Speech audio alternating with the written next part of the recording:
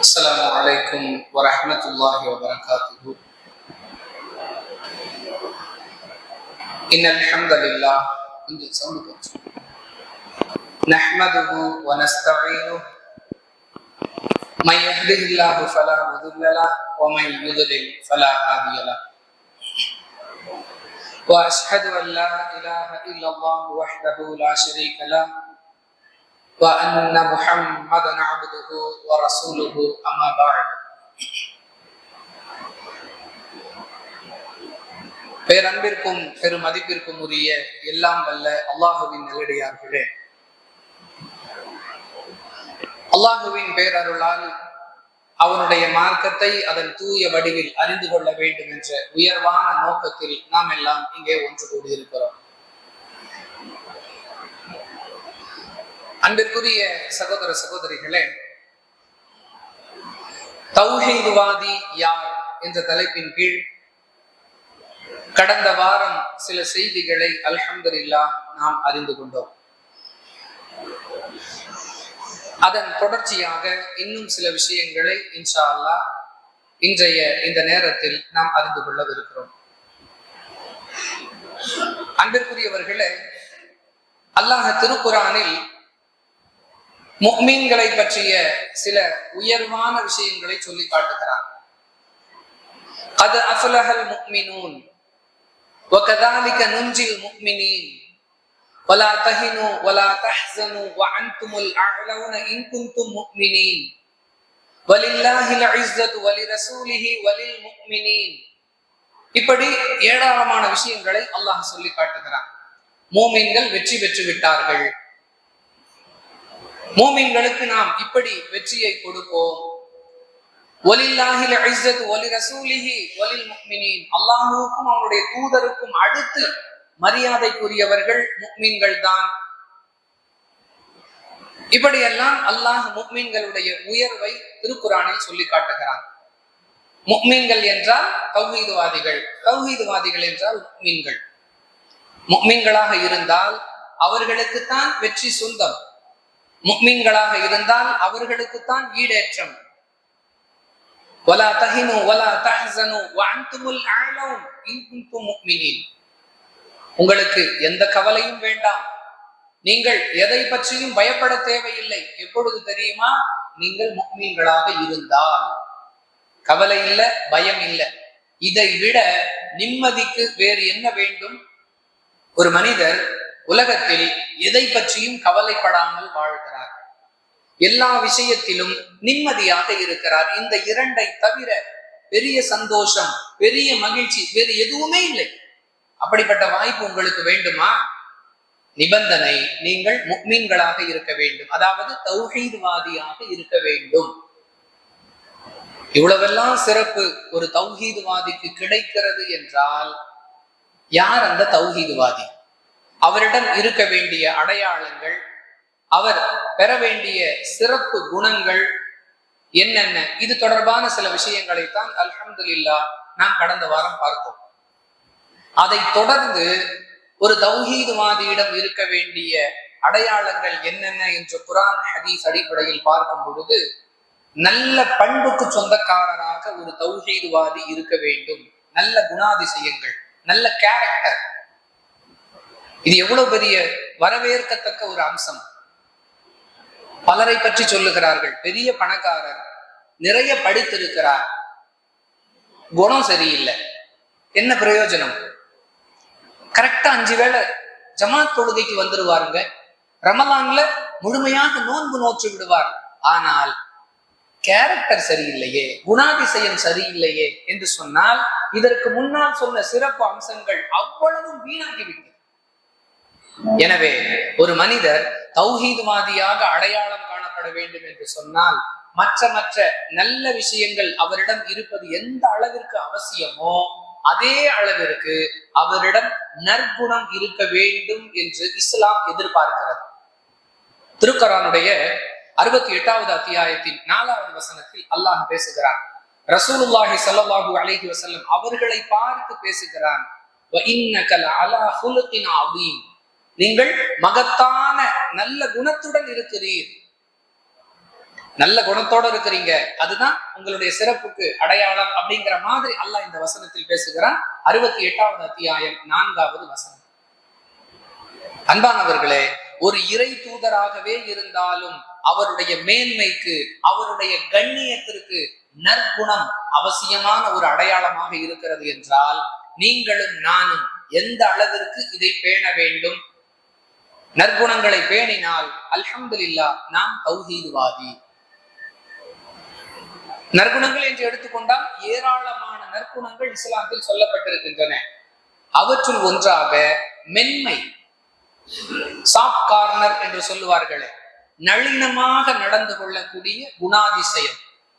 நிறைய பேர்கிட்ட பஞ்சமாக இருக்கக்கூடிய ஒரு குணம். எப்படி சாப்பாட்டு பஞ்சம், தண்ணீர் பஞ்சம், அரிசி பஞ்சம், உணவு பஞ்சம் என்று வருகிறதோ, அதுபோன்று தௌஹீத்வாதிகளிடம் இருக்கக்கூடிய ஒரு பஞ்சங்களும் ஒரு பஞ்சம், மென்மை பஞ்சம். கொஞ்சம் கூட நளினமாகவே நடந்து கொள்வதில்லை. எடுத்ததுக்கெல்லாம் எரிஞ்சு விழுறாங்க. கேள்விப்பட்டிருக்கிறோமா இல்லையா? மார்க்க அறிஞராக இருக்கக்கூடிய தௌஹீத்வாதியாக இருந்தாலும் சரி, இயக்கங்களை வழிநடத்தக்கூடிய நிர்வாக பொறுப்பில் இருக்கக்கூடியவர்களாக இருந்தாலும் சரி, மக்களுக்கு முன்னோடியாக இருக்கக்கூடிய மூத்த தௌஹீத்வாதிகள் என்று சொல்லுகிறோமே, அப்படிப்பட்டவர்கள் கூட பல நேரங்களில் மென்மை இல்லாதவர்களாக இருக்கிறார்கள். எப்படி நாம் நம்மை தௌஹீத்வாதி என்று சொல்ல முடியும்? ஒவ்வொருவரும் ஒவ்வொரு மாதிரியாக சொல்லுவார்கள். எதுக்கு எடுத்தாலும் எரிஞ்சு விழுறாரு, கடுகடுன்னு பேசுறாருங்க. இன்னும் அருவருக்கத்தக்க சில நிலைகளை பார்க்கலாம். கபர் வணங்கிகள், சுன்னத்துவல் ஜமாத் என்று சொல்லுகிறோமே, அவர்களையெல்லாம் விட்டு விடுவோம். நாங்கள் தௌஹீத்வாதிகள், நாங்க தான் தமிழ்நாட்டுல தௌஹீதையே தூக்கி நிலை நிறுத்தினோம் என்று சொல்லக்கூடியவர்கள் கூட, ஒரு நிர்வாக விஷயம் வருகிறது, ஒரு பொதுக்குழு, ஒரு செயற்குழு, ஒரு நிர்வாக தேர்தல், வரவு செலவு கணக்கை சமர்ப்பிக்கக்கூடிய நேரம், ஏதாவது ஒரு குறை மக்களிடமிருந்து வருகிறது என்று சொன்னால், அது உங்க நிர்வாகத்துல வந்தது, நாங்கெல்லாம் கரெக்டா தான் இருக்கிறோம், என்ன பார்த்து நீ எப்படி சொல்லுவ? வாங்க போங்கன்னு பேசுனது போக, வா போ அப்படின்னு பேசி வாடா போடா. தௌஹீத்வாதிகள், மென்மைக்கு சொந்தக்காரர்கள். அன்பானவர்களே, நாம் சொல்லக்கூடிய ஒவ்வொரு விஷயமும், சொல்லக்கூடிய எனக்கு அறிவுரை, பிறகு கேட்கக்கூடிய உங்களுக்கு அறிவுரை, பிறகுதான் வெளிமக்களுக்கு. ரசூலுல்லாஹி ஸல்லல்லாஹு அலைஹி வஸல்லம் அவர்களை பார்த்து அல்லாஹ் பேசுகிறான். 3வது அத்தியாயம் 159வது வசனம். ஃபபிமா ரஹ்மத்தின் மினல்லாஹி லின்த லஹும் வலவ் குன்த ஃபல்லன் கலீலல் கல்பி லன் ஃபல்லு மின் ஹவ்லிக் ஃபஅஃபு அன்ஹும் வஸ்தக்ஃபிர் லஹும் வஷாவிர்ஹும் ஃபில் அம்ர் ஃபஇதா அஸம்த ஃபதவக்கல் அலல்லாஹ் இன்னல்லாஹ யுஹிப்புல் முதவக்கிலீன். எத்தனை பயான்கள்ல இந்த வசனத்தை கேட்டிருப்போம். எத்தனை நிகழ்ச்சிகளுடைய ஆரம்பத்தில் இதை பற்றி உரையாற்றி இருப்பார்கள். நாம எத்தனை பேருக்கு எடுத்து சொல்லி இருப்போம்.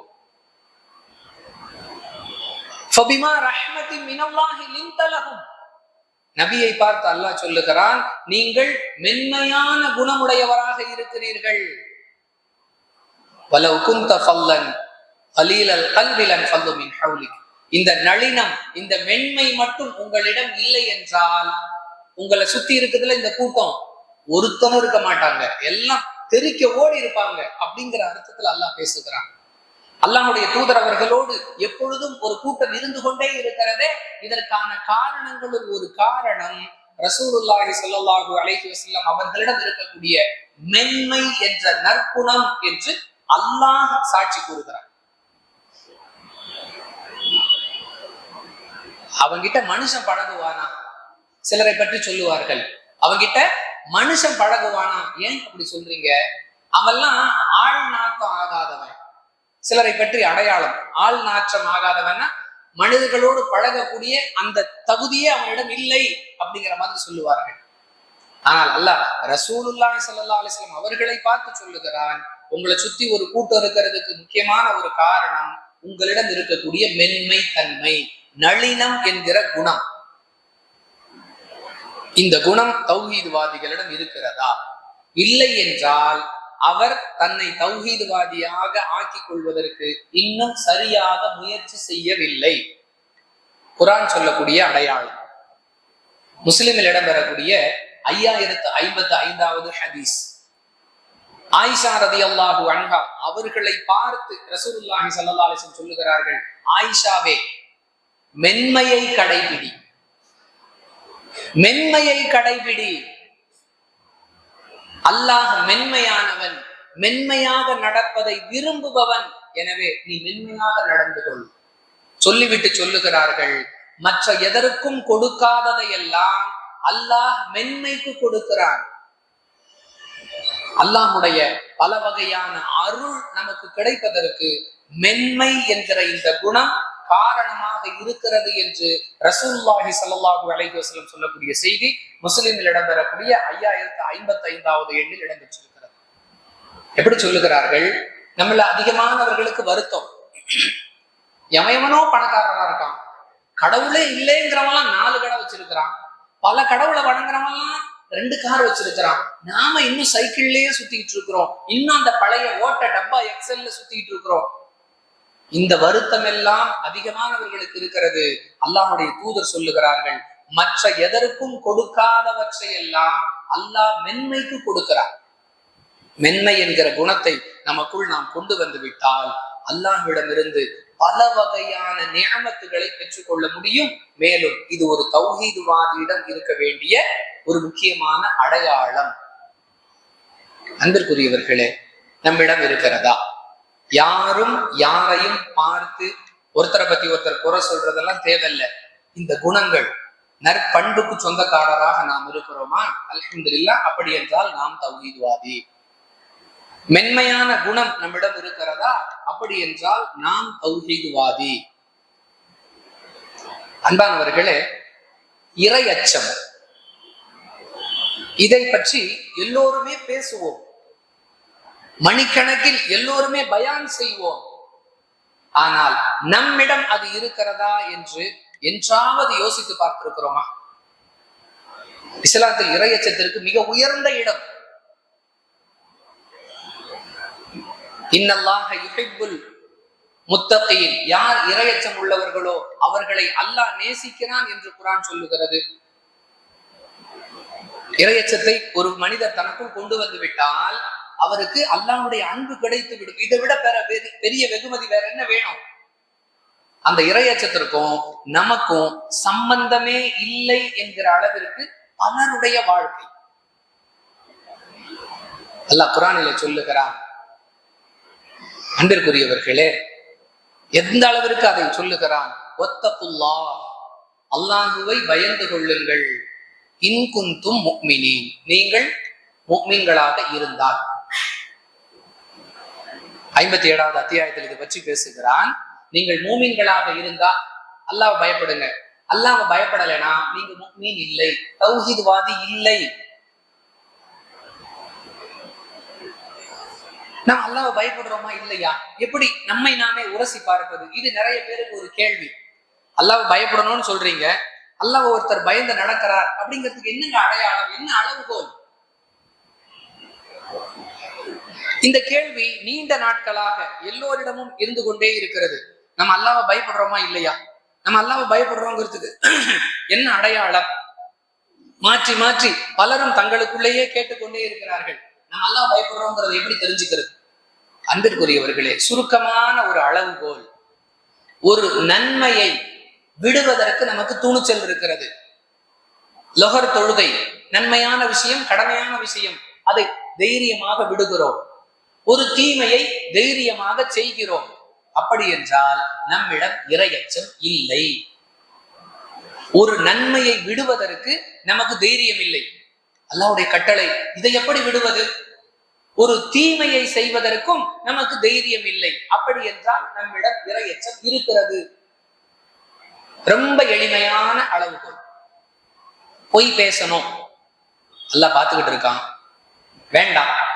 நம்மிடம் இறையச்சம் இருக்கிறது என்பதற்கான அளவுகோல். யார் நம்மளை பார்க்கிறாங்க? இறையச்சம் இல்லை என்பதற்கான அளவுகோல்.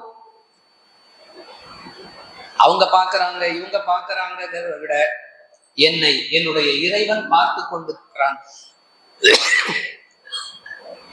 எல்லா நேரமும் நான் அல்லாஹ்வுடைய கண்காணிப்பில் இருக்கிறேன். இந்த எண்ணம் ஒருவரிடம் வந்துவிட்டால் அவருக்கு இறையச்சம் இருக்கிறது என்பது பொருள்.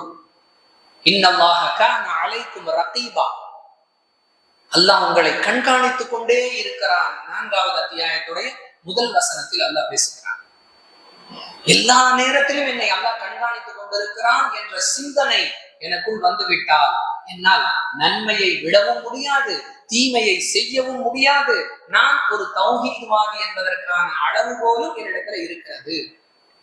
அதை பற்றி அந்த அளவிற்கான தெளிவை, கூடுதல் விளக்கத்தை நாம் பெற்றுக்கொள்ளும் வகையில் தான் பேசுகிறான். அல்லாஹ்வை அஞ்சுங்கள், இன் குன்தும் முஃமினீன், நீங்கள் மோமின்களாக இருந்தால், தௌஹீத்வாதியாக இருந்தால். இல்லைங்க நான் தௌஹீத்வாதி எல்லாம் இல்லை அப்படின்னு யாரும் சொல்ல மாட்டோம். சொல்லுவதற்கு நமக்கு மனம் வராது. அதே நேரத்தில் இறையச்சத்தை நமக்குள் கொண்டு வருவதற்கு முயற்சி செய்ய வேண்டும். இந்த அளவுகோல் தான். நன்மையை செய்யறதுக்கு ஆர்வம், தீமையை விட்டு விலகுவதற்கான அச்சம், இந்த 2 விஷயம் இருந்துருச்சுன்னா அவர் அல்லாஹ்வை பயப்படுகிறார். அதுதான் அளவுகோல். அடுத்ததாக அன்பிற்குரியவர்களே, இஹ்லாஸ், உள தூய்மை. இதை பத்திலாம் நிறைய பயான்கள் கேட்டிருக்கிறோம். மாஷா அல்லாஹ், நாமளே மணிக்கணக்கில் பயான் பேசக்கூடிய அளவிற்கு நம்மிடத்துல குர்ஆன் ஹதீஸுடைய ஞானம் எல்லாம் இருக்கிறது. நிறைய பேசுவோம். இறையச்சத்தை பத்தி, இஹ்லாஸை பத்தி எல்லாம் பேச சொன்னால் தௌஹீத்வாதிகள் என்று மக்களால் அடையாளம் காணப்பட்டவர்கள் நிறைய பேசுவார்கள். ஆனால் நம்மிடம் அது வந்திருக்கிறதா அந்த தன்மை? அந்த தன்மைக்கு நாம் சொந்தக்காரர்களாக ஆகி இருக்கிறோமா? அல்லாஹ் திருக்குர்ஆனிலே அதை பற்றி பேசுகிறான். நீங்கள் முஃமின்களாக இருந்தால் நீங்கள் திருப்திப்படுத்துவதற்கு அல்லாஹ்வும் அவனுடைய தூதருமே மிக தகுதியானவர்கள். யார் யாரையோ திருப்திப்படுத்துவதற்காக நாம் செயல்பட்டுக் கொண்டிருக்கிறோம். நாம் செய்வதை அவர்கள் பார்க்க வேண்டும், இவர்கள் பார்க்க வேண்டும், அவர்களுக்கு தெரிய வேண்டும், இவர்களுக்கு தெரிய வேண்டும். இந்த எண்ணத்தில் பெரும்பாலானவர்கள் செயல்படுகிறோம். யார் யார் என்பது அவரவருக்கு தெரியும். ஆனால் அல்லாஹ் சொல்லுகிறான், நீங்கள் மூமின்களாக இருந்தால் நீங்கள் திருப்திப்படுத்துவதற்கு மிக தகுதியானவர்கள் யார் தெரியுமா? அல்லாஹ்வும் அவனுடைய தூதரும். அப்படின்னா என்ன? நீங்க எதை செஞ்சாலும் அல்லாஹ்வுடைய திருப்திக்காக செய்யுங்க. அல்லாஹ்வுடைய தூதர் காட்டி தந்த வழிமுறையை கொண்டு அவர்களை திருப்திப்படுத்துவதற்காக செயல்படுங்க. அவங்கதான் திருப்திப்படுத்தப்படுவதற்கு மிக தகுதியானவர்கள். ஊர்ல உள்ளவெல்லாம் நம்ம விஷயத்துல திருப்தி கொள்ளலாம். ஒரு விஷயத்தை புரிந்து கொள்ளுங்கள், நீங்கள் எவ்வளவுதான் முயற்சி செய்தாலும் மனிதர்களை திருப்திப்படுத்தவே முடியாது. பல பயான்கள்ல, பல தர்பியாக்கள்ல நம்ம இந்த விஷயங்களை சொல்லி காட்ட இருக்கிறோம். 100% எந்த மனிதரும் எந்த மனிதரையும் திருப்திப்படுத்தவே முடியாது என்பதற்கான உதாரணம், 25 ஆண்டு காலம் சிறந்த தம்பதிகளாக வாழ்ந்தவர்கள் என்று பல தம்பதிகளை ஆய்வு செய்து விருது கொடுக்கிறாங்க. கல்யாணம் ஆகி 25 ஆண்டுகள் நிறைவு பெற்றவர்கள் யார் யார் இருக்கிறாங்கிறத பார்த்து அவர்களில் சிறந்த தம்பதிகள் அப்படின்னு சொல்லி சிலரை தேர்வு செய்து அவர்களுக்கு அவார்டு, விருது. அதில் ஒரு தம்பதி, விருது பெற்ற ஒரு தம்பதி, அந்த மனைவிட்ட கேட்கிறாங்க, 25 ஆண்டு காலம் நீங்க உங்க கணவரோட வாழ்ந்தீங்களே, அதை பத்தி என்ன சொல்றீங்க? 25 வருஷத்துடைய குறிப்புகளை சொல்லுவதாக இருந்தால் ஒரு 4-5 CD போடக்கூடிய அளவுக்கு விஷயங்கள் இருக்கும். ரொம்ப எதிர்பார்ப்போடு செய்தியாளர் கேட்கிறார், 25 ஆண்டு காலம் நீங்க உங்க கணவரோட வாழ்ந்தீங்களே, அந்த வாழ்க்கையை பத்தி என்ன சொல்றீங்க? அவ்வளவுதான் பதில். 25 ஆண்டு கால வாழ்க்கையை வெறும் ஒரு மூலம் முடிச்சுட்டாங்க. அந்த மனைவிக்காகவே வாழ்ந்தார், அந்த மனைவிக்காகவே சம்பாதித்தார். கவர்மெண்ட்ல எங்கெல்லாம் டிரான்ஸ்பர் போடுறாங்களோ அங்கெல்லாம் போனார். மனைவிக்கு ஒரு நகை வாங்கணுமேங்கிறதுக்காக தன்னுடைய கனவுகளை எல்லாம், பெரிய மோட்டார் சைக்கிள் வேணாம், சின்ன வண்டி போதும், மனைவியை சந்தோஷப்படுத்துவோம், பிள்ளைகளை குடும்பத்திற்காகவே உழைத்தார். இதுல வேற சிறந்த தம்பதி விருது வேற. என்ன சொல்ல வர்றீங்க? அவரால் அவர் மனைவியை திருப்திப்படுத்த முடியல. இதுதான் யதார்த்தம். ஆனால் நாம நினைச்சுக்கிட்டு இருக்கிறோம், நாம இப்படி செயல்பட்டால் அவர்களை திருப்திப்படுத்தி விடலாம், இப்படி செயல்பட்டால் இவர்களை திருப்திப்படுத்தி விடலாம், கியாமத் வரை யாரையும் திருப்திப்படுத்த முடியாது என்பதை நாம இன்னும் புரியவே இல்லை. அதனாலதான் அல்லாஹ் சொல்றான் 9வது அத்தியாயம் 62வது வசனத்துல, நீங்க உண்மையிலேயே முஃமின்களாக இருந்தா நீங்கள் யாரை திருப்திப்படுத்தணும் தெரியுமா? யாருடைய பொருத்தத்திற்காக வாழ வேண்டியது தெரியுமா? அல்லாஹ்வுடைய மற்றும் அவனுடைய தூதருடைய அந்த பொருத்தத்தை தான் நோக்கமாக வைக்கணுமே தவிர மனிதர்களுடைய பொருத்தத்தை நோக்கமாக கொண்டு மனிதர்களை திருப்திப்படுத்த வேண்டும் என்பதற்காக எதையும் செய்ய வேண்டாம். அப்படி அல்லாஹ் ரசூலுடைய திருப்தியை மட்டும் நோக்கமா வச்சா நீங்க தௌஹீத்வாதி. இல்லைன்னா எச்சரிக்கையும் அல்லாஹ்வுடைய தூதர் ரசூலுல்லாஹி ஸல்லல்லாஹு அலைஹி வஸல்லம் சொல்றாங்க. வெறும் தகவலை மட்டும் சொல்லாம அதனால் ஏற்படக்கூடிய பாதிப்பை பற்றியும் அல்லாஹ்வுடைய தூதர் சொல்லுகிறார்கள். 5710வது செய்தி முஸ்லிம்ல, யார் விளம்பரத்திற்காக நற்செயல்களை புரிகிறார்களோ அவர்களை மறுமை நாளில் அல்லாஹ் விளம்பரப்படுத்தி விடுவான்.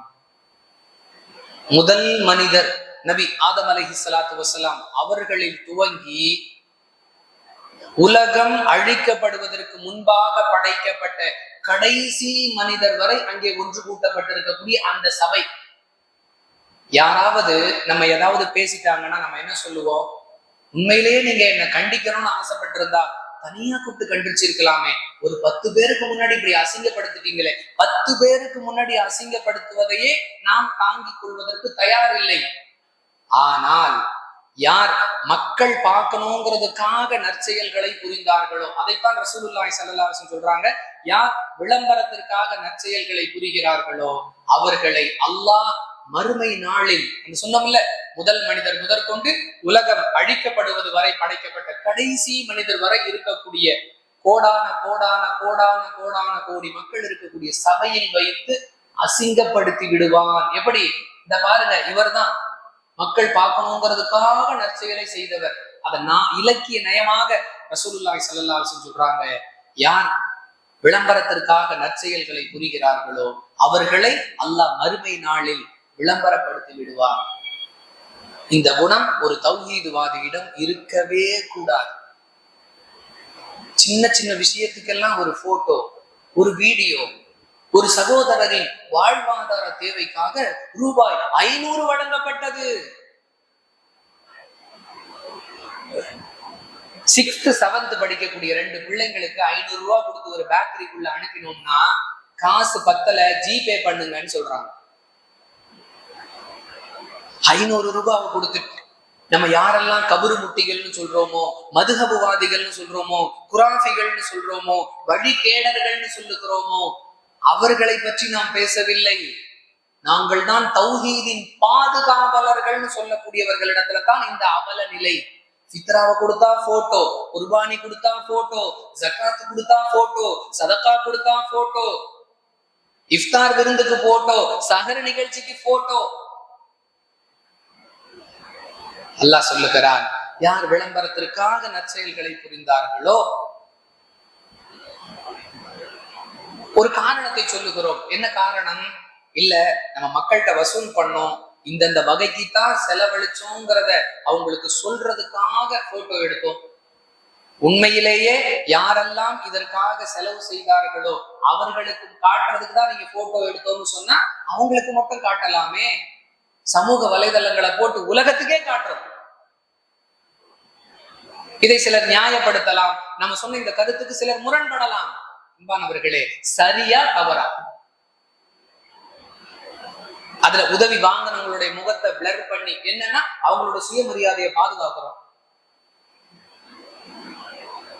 இதுவரைக்கும் வேற மாற்று கொள்கையில் இருக்கக்கூடிய ஷிர்க் பிதஅத்துல இருக்கக்கூடியவங்க கூட இந்த வேலையை செய்யலையே. ஆனா நம்ம செஞ்சுக்கிட்டு இருக்கிறோம். அல்லாஹ் காப்பாற்றணும். இது போன்ற விஷயங்களை விட்டு ஒரு தௌஹீதுவாதிகள், தௌஹீது இயக்கங்கள் விலகி கொள்ள வேண்டும். அடுத்ததாக அன்பிற்குரியவர்களே, குழப்பம் விளைவித்தல். இதுவும் தௌஹீது பேசுற மக்களிடத்துல நிறைய இருக்குது. இருக்கிறத அங்க சொல்றது, அங்க இருக்கிறத இங்க சொல்றது. 2 பேர் ஏதோ காரணங்களால் வடக்கு தெற்காக பிரிந்திருப்பார்கள். அவரை பத்தி பேசினா இவருக்கு பிடிக்காதுன்னு தெரியும். ஆனாலும் இவரை பற்றி அவரிடத்தில், அவரை பற்றி இவரிடத்தில், நாளைக்கு நாளை மறுநாள் கொஞ்சம் சமரசமாகி சேரலாம்னு இருந்தவங்களை கூட சாகிற வரைக்கும் சேர முடியாதபடிக்கு பிரிவை உண்டாக்கக்கூடிய அளவிற்கு கலகம் செய்வது, குழப்பம் செய்வது. அன்பானவர்களே, அழகாக திருக்குரான் நமக்கு பேசுகிறது, வலா துஃப்ஸிது ஃபில் அர்தி பஅத இஸ்லாஹிஹா. சீர்திருத்தம் செய்யப்பட்ட பிறகு அந்த இடத்துல நீங்க குழப்பம் செய்யாதீர்கள். தாலிக்கும் ഖൈറുல் லக்கும் இன் குன்தும் முஃமினீன். நீங்கள் மூமின்களாக இருந்தால் இதுவே உங்களுக்கு நல்லது. உண்மையிலே நீ மூமினா இருந்தீங்கன்னா குழப்பம் பண்ற வேலையை, கலகமுற்ற வேலையை விட்டுடு அப்படிங்கிறான் அல்லாஹ். ஏன் தெரியுமா? அல்லாஹ் 2வது அத்தியாயம் 191வது வசனத்தில் சொல்லுகிறான், வல் ஃபித்னது அஷத்து மினல் கத்ல். கலகம் என்பது கொலையை விட கொடியது. எதுவெல்லாம் பெரும்பாவம் தெரியுமா? ரசூலுல்லாஹி ஸல்லல்லாஹு அலைஹி வஸல்லம் கேட்கிறாங்க. புகாரில் இடம்பெறக்கூடிய பிரபலமான ஹதீஸ். பெரும்பாவங்களை பற்றி நான் உங்களுக்கு சொல்லட்டுமா? அல்லாஹ்வுடைய தூதர் கேட்கிறாங்க. சொல்லுங்க யா ரசூலல்லாஹ். சஹாபாக்கள் சொல்றாங்க. அல்லாஹ்வுடைய தூதர் ரசூலுல்லாஹி ஸல்லல்லாஹு அலைஹி வஸல்லம் சொல்லுகிறார்கள், அல்லாஹ்வுக்கு இணை வைப்பது, பெற்றோர்களுக்கு நோவினை செய்வது. இப்படி சொல்லிட்டு வரும்போது சொல்றாங்க, கொலை செய்வது அல்லது தற்கொலை செய்து கொள்வது, ரெண்டுமே உயிரை பறிக்கக்கூடிய விஷயம், பெரும்பாவம். ஆனால் திருக்குரானுடைய 3வது அத்தியாயம் 2வது அத்தியாயம் 191வது வசனத்தில் அல்லாஹ் பேசுகிறான், இந்த குழப்பம் செய்வது, கலகம் செய்வது கொலையை விட கொடியது. கொலையே பெரும்பாவம் என்பது இஸ்லாத்தின் பார்வை. அதை விட ஒரு பெரும்பாவம் இருக்கிறது என்று சொன்னால் கலகமுற்றது, குழப்பம் பண்றது. நீங்க நாளைக்கு நடக்க போற பொது தேர்தல்ல தலைவரா வந்துடக்கூடாதுங்கிறதுக்காக அவர் என்னெல்லாம் முயற்சி செய்யறாரு தெரியுமா? ஒளிஞ்சுது. அவருக்கும் இவருக்கும் ஒரு முஹப்பத். தினமும் ஃபஜ்ர் தொழுதுட்டு 2 பேரும் ஒன்னா டீ கடைக்கு போயிட்டு இருப்பாங்க. அடுத்த நாள் சலாம் வாங்கின உடனே எந்திரிச்சு போயிட்டார். எங்க இவரை டீ கடைக்கு இவரோட போக வேண்டிய சூழ்நிலை வந்துருமோ? யாரோ செய்த குழப்பத்தால், யாரோ செய்த கலகத்தால். கணவன் மனைவிக்கு மத்தியிலே கலகத்தை உண்டாக்குவது, நண்பர்களுக்கு மத்தியிலே கலகத்தை உண்டாக்குவது, உறவினர்களுக்கு மத்தியிலே கலகத்தை, குழப்பத்தை உண்டாக்குறது, கொள்கைவாதிகளுக்கு மத்தியில் பிரிவினை உண்டாக்குவது.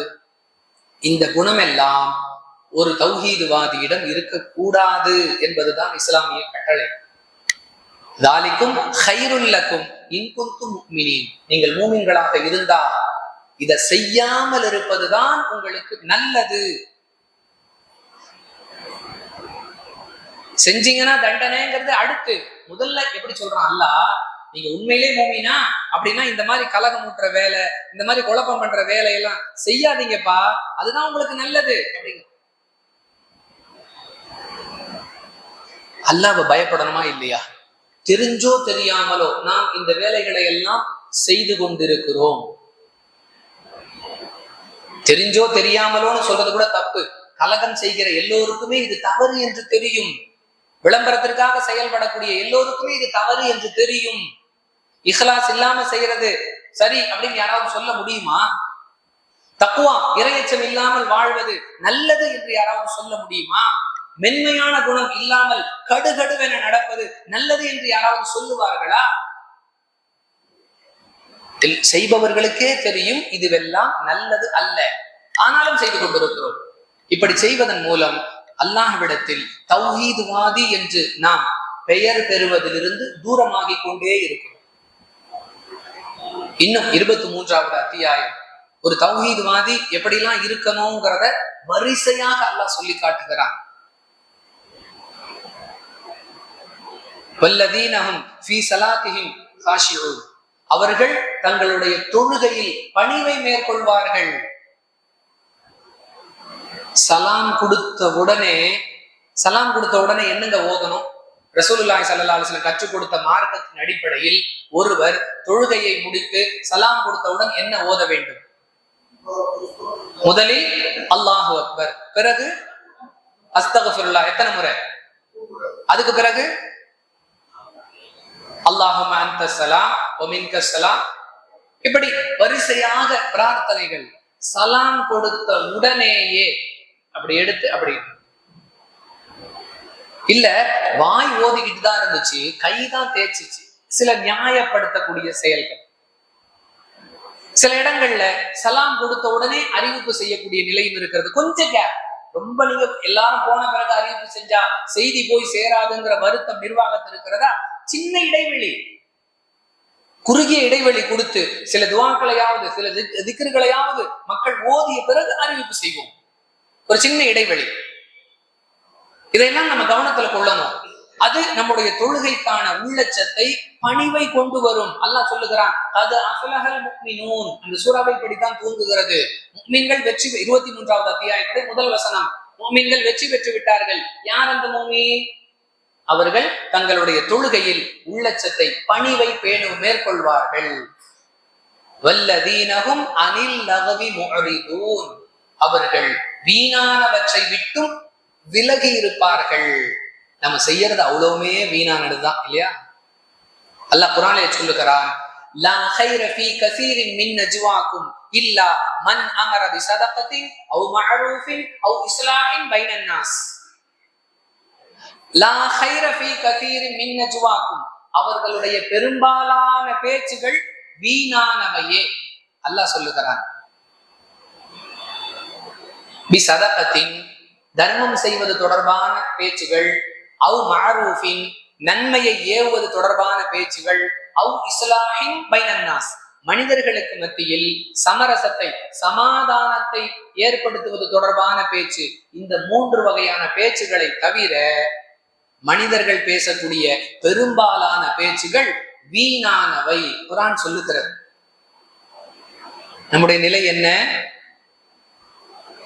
அல்லாஹ் சொல்லுகிறான் 23வது அத்தியாயத்துடைய 3வது வசனத்தில், வல்லதீனஹும் அனில் லகவி முஅரிதூன். அவர்கள் வீணானவற்றை விட்டு விலகி இருப்பார்கள். வல்லதீனஹும் லிஸ்ஸகாத்தி. அவர்கள் ஜகாத்தை நிறைவேற்றுவார்கள். ஃபுரூஜிஹிம் ஹாஃபிதூன். கற்பை பேணிக் கொள்வார்கள். இல்லாமா அவ்மா மலக்கத் ஐமானுஹும் ஃபஇன்னஹும் கைரு மலூமின் ஃபமன் இப்தகா வராஅ ஸாலிக ஃபஉலாயிக ஹுமுல் ஆதுன். வரிசையா சொல்லிக் கொண்டே வருகிறார். தன்னுடைய மனைவி, தன்னுடைய வலக்கரம் சொந்தமாக்கி கொண்ட அடிமை பெண், அந்த முறை ஒழிக்கப்பட்டு விட்டது. மனைவியை தவிர்த்து வேற எங்கேயும் தன்னுடைய முத்திரையை பதிக்க மாட்டாங்க. சாதாரணமா கடந்து போற விஷயம் இல்ல. பார்வையால் விபச்சாரம். ஒரு முக்மீனாக, ஒரு தௌஹீத்வாதியாக இருந்தா அவர் எதெல்லாம் செய்ய மாட்டார், எதையெல்லாம் செய்யக்கூடாது அப்படிங்கிறது 23 வீட்டுல போனா தமிழாக்கள் எடுத்து பாருங்க. 23வது அத்தியாயத்தை தொடக்கத்துல இருந்தே வாசிச்சு பாருங்க. அவர்கள் தங்கள் கற்பை பேணிக் கொள்வார்கள். 23வது அத்தியாயத்துடைய 5, 6, 7வது வசனங்களில் நல்லா பேசுகிறார். மனைவிய பிளஸ் பலகரம் சொந்தமாக்கி கொண்ட அடிமை பெண்களை தவிர வேற எங்கேயும் உபயோகிக்க மாட்டாங்க. வல்லதீனஹும் லிஅமானாத்திஹிம் வஅஹதிஹிம் ராഊன். இதை பத்தி முதல் சொன்ன விஷயத்தை பத்தி விரிவா பேசிக்கிட்டு போகலாம். கற்பை பேணுதல் சம்பந்தமாக பார்வையால் விபச்சாரம், பேச்சால் விபச்சாரம், காதுகளால் விபச்சாரம். அது என்ன பார்வையால் விபச்சாரம்?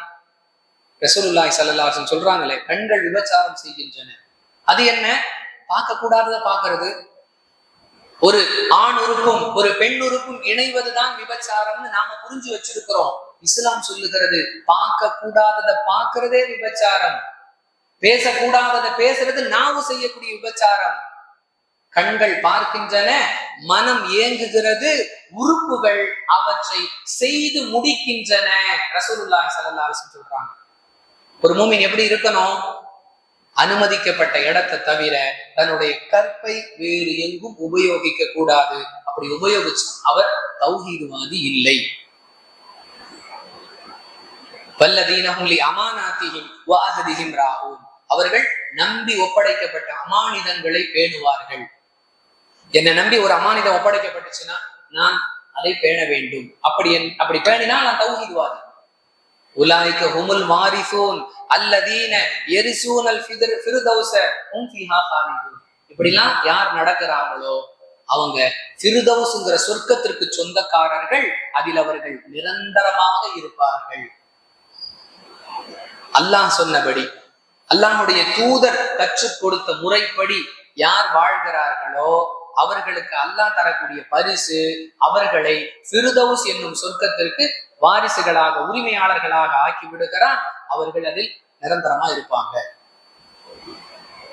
இன்னும் தௌஹீத்வாதிகள் பெரும்பாலானவர்களிடத்திலும் இல்லாத ஒரு குணம் குடும்பத்திற்கு மார்க்கத்தை சொல்லுவது. கிளை நிர்வாகியாக, மாவட்ட நிர்வாகியாக, மாநில நிர்வாகியாக, மேலாண்மை குழு உறுப்பினராக, செயற்குழு உறுப்பினராக, என்னமோ உயர்நிலை குழு, பெரிய தாயி, தேசிய தாயி, குடும்பத்துக்கும் இஸ்லாத்துக்கும் சம்பந்தமே இல்லை. அன்பானவர்களே, நாம சொல்லிட்டோம், அவங்க கேட்கல, அது வேறு. பெரும்பாலானவர்கள் சொல்லுவதே இல்லை. யா அய்யுஹல்லதீன ஆமனு, அல்லாஹ் நம்பிக்கை கொண்டவர்களை, தௌஹீத்வாதிகளை அழைத்து பேசுகிறான். 66வது அத்தியாயத்துடைய 6வது வசனத்துல, கூ அன்ஃபுஸகும் வ அஹ்லீக்கும் நாரா, உங்களையும் உங்கள் குடும்பத்தாரையும் நரக நெருப்பை விட்டு பாதுகாத்துக் கொள்ளுங்கள். இது ஒரு தௌஹீத்வாதி கடைபிடிக்க வேண்டிய, ஒரு தௌஹீத்வாதியிடம் இருக்க வேண்டிய குணங்களும் ஒன்று. எந்த தௌஹீதை நாம் புரிந்து கொண்டோமோ அதை நம் குடும்பத்திற்கும் எடுத்து சொல்லி அவர்களை நரக நெருப்பிலிருந்து பாதுகாக்க வேண்டும். ஏனென்றால்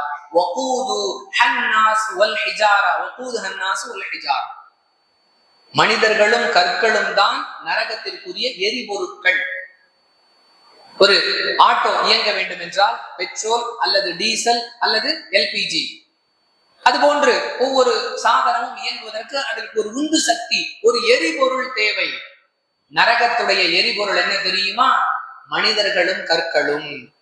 உங்கள் மனைவியும் உங்கள் பிள்ளைகளும் நரகத்தின் எரிபொருளாக ஆகாமல் இருக்க வேண்டும் என்றால் அவர்களை நீங்கள் நரகத்தை விட்டு பாதுகாப்பதற்குரிய விஷயத்திற்கு உரியவர்களாக, அதாவது தௌஹீத்வாதிகளாக ஆக்கணும். நீங்க விளங்கி இருக்கிற தௌஹீத் அவர்களுக்கும் சொல்ல வேண்டும். இது இறை கட்டளை. இந்த தன்மைகள் எல்லாம் நம்மிடம் இருக்கிறது என்றால் அல்ஹம்துலில்லாஹ். இல்லை என்றால் இந்த தன்மைகளை நமக்கும் கொண்டு வருவதற்கு முயற்சி செய்ய வேண்டும்.